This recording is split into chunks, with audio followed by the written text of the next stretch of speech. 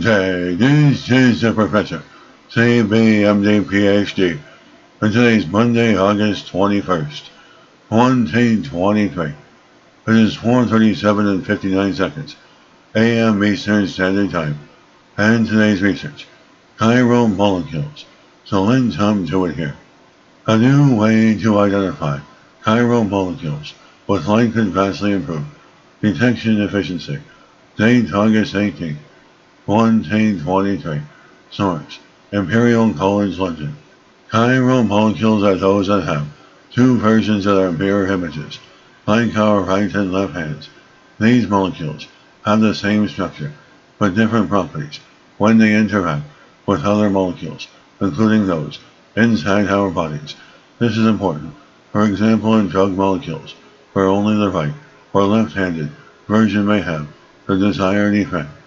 As detecting and quantifying the chirality of matter, however, have been difficult.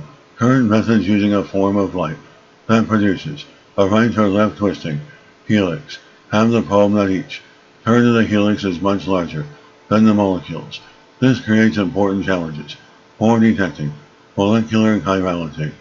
The scientific investigators and researchers have come up with a new way to use light to detect chirality.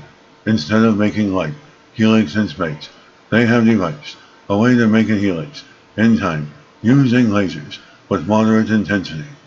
And this form of light drives chiral electronic currents inside the molecules, causing one version of the molecule to emit bright light while its counterpart remains dark, vastly improving detection ability.